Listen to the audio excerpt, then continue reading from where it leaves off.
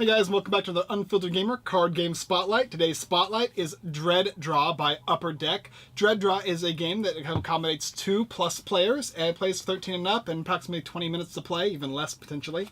And you're going to be playing as many players as it can fit the deck can hold. Once the deck has no more cards in it, you really can't play with enough players. So you kind of get an idea of how many, and I think you can actually accommodate more players by adding more cards to it. Anyway, in the game, you're going to be getting a deck of cards as well as 10 cards for your life total. You're going to get them face down, and the objective is to play cards. As you play cards from the deck on your turn, you're just going to draw a card and hope it's going to be lower than the card you had previous to it. If it is, you might be doing an ability or not. And the player, if they draw a card that is going to be smaller than their next largest card, up next on it, is going to be out. When you're out, the last player who is left is going to do damage based on the amount of damage they have on their total cards, and they're going to take damage. You're going to take damage due to the deck total. After that, when you run out of life completely, you're going to be out of the game, and the last player surviving is the winner. Let me go ahead and show you this game. Alright, so here's Dread Draw, and what we have here is the box, which is a larger box that can accommodate even more cards if there is additional cards to be provided, as well as the rulebook here and the deck of large cards. In the game, everybody's going to get 10 life, and you're just going to draw 10 cards off the top of the deck and put them face down and not look at them. They're just going to be your life total, and if you run out of cards in your deck, you're going to lose the game. To start the game off, you decide who gets to go first, and they draw a card. All you do is draw the card and place it in front of you. Different cards have different abilities, and some don't have any abilities at all. This one here says summon. You can summon a level 6 or less card from your reserves, regardless of escalation. Escalation is cards in order, so from this point onward that way. Currently he has no cards in his reserve, which I'll talk about in a little bit, but because of that, this does nothing, and it's just a 7. The next player is going to then draw a card. He's got a 10. This says you can move this card to the beginning of your card line, and this is the beginning of his card line, so it just stays there. He's then going to have this next player draw a card, which is a 5 with no ability, and once again, this card over here is a 6 and also no ability. So that has now happened. Everybody's got one of their cards, and the top left-hand corner has these little red circles, which will indicate damage that will be dealt to other players at the end of the game, provided you're the last person on the map. The next thing that's going to happen is the player with the lowest total of cards is going to be the one that has to draw next. So we have a 5, 10, 7, and 6. So the 5 player is then going to go ahead and draw a card. I'll go ahead and move these over a little bit. This player is going to draw and flip.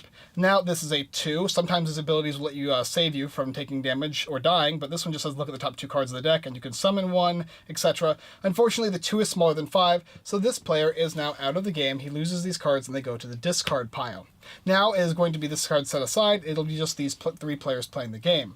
The next lowest player is going to be the 6, so he draws a card and a 6. Summon, you may put a card with a level 5 or less on top of the deck. So unfortunately, he's just going to die as well because he has to be higher than the 6, and this is just a 6, so this player is also going to be out. Finally, you're going to have these 2 left. You have a 10 and a 7, so the 7's going to go, flip, and a 1. So once again, another player is now going to be out. This is now the last player remaining, and he's got 2 points of damage to give out to all players, so all players are going to take 2 damage off the top of their deck, and then they're going to look at those cards and put one of them in their reserve. So he'll put this one in his reserve, and this goes to the discard pile. He'll put this one in his reserve, this will go to the discard pile, and so on and so forth. Let's go ahead and go with this 9 here. And the reserve can be anywhere that is not the lineup. It's kind of like a secondary location here, so I'll go ahead and put them just like this, and this is the reserve area, as well as over here. And you're going to keep playing. Once again, starting again, the next player in line is going to draw a card. He's got a 3 there, which is pretty good. Reserve, you may put the top card of the deck into your reserve. If this was in your reserve, you would be able to do that. The next player is going to go. He's got a 4 with no ability. This player has a 4. Summon, look at the top card of the deck, and you can choose to discard that card. It's a 4, so he'll leave it. The next player is going to summon. There's a 4. And now we've got our different totals here. We got 3, 4, 4, and 4. So it's going to go in order if there's a tie. But first we'll do with the 3. So the 3 is going to flip. Another 3. He is now out.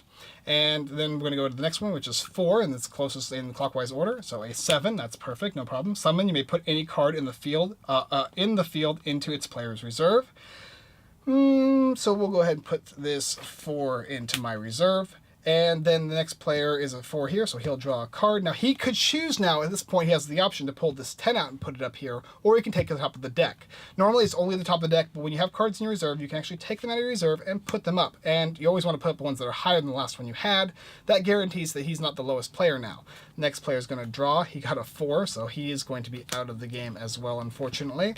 And you're going to keep going like that. Eventually, somebody's going to be the last player to survive, and after everybody has lost all of their cards in their deck, they are going to be out, and the last player to survive the onslaught of cards is the winner of Dread Draw, and that's how you play the game. Okay, so let's go with a couple caveats for Dread Draw. Now, the first thing I want to mention is that there are 4 different types of cards that you're going to be getting in the game other than the basic cards.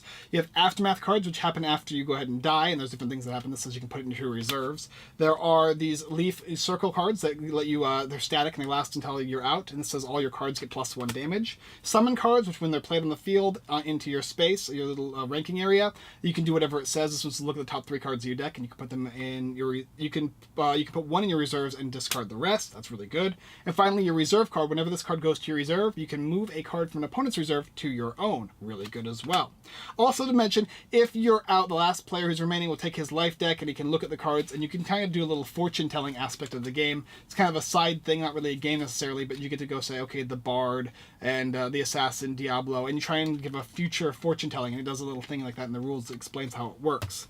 And that's how the basic game goes. Drawing the card, or choosing it from your reserves. That's how it works. Let me go and tell you what I think about the game. Well, first of all, the art is spectacular in Dread Draw. I love this art. You could totally tell that there was a labor of love put into it. The person who was chosen to make this art did a spectacular job. These cards are beautiful, and they show the amount of creativity involved in these things. You did definitely feel like this game's got a aspect of horror in it, especially when you're drawing from the top of your deck, hoping and praying that the card you're getting is going to be bigger than the last card you got. However, that comes with the aspect of lack of choice. When you start the game off, especially in a lower count game, you're going to be getting a lot less choice in the matter as to what cards are going to be drawn, and in fact, you could actually lose the game on your second turn just drawing the wrong cards. Luckily, however, there is multiple lives and multiple rounds, and because the game's so short, it doesn't really matter if you lose or not, because you get right back into it in the next round. It's also fun to watch and see what happens, especially in a multiplayer level. 5 and up is definitely where this game goes at, is going to be shining at. If you're going to be playing under 4 players, I do not recommend it, because you get that lack of choice, and the games are so quick and so whatever that it just doesn't make as much difference. But when you get to that higher play count, that's when a bunch of cards are played, a bunch of things start happening, player moving the different cards around, and you feel the theme of the game, you feel that tension come out, as well as you're hoping if you do get out that you're not actually going to be taking all that 10 damage. Once you get to that 11th point, you're out, so you want to be very, very careful and hope that players are also kind of, if they're not going to win, they know how best to mitigate the damage they're going to be taking. And that is the basic aspect of Dread Draw. If you're interested and you want a multiplayer style party game that's very simple, a very quick, easy game to play, definitely check this one out.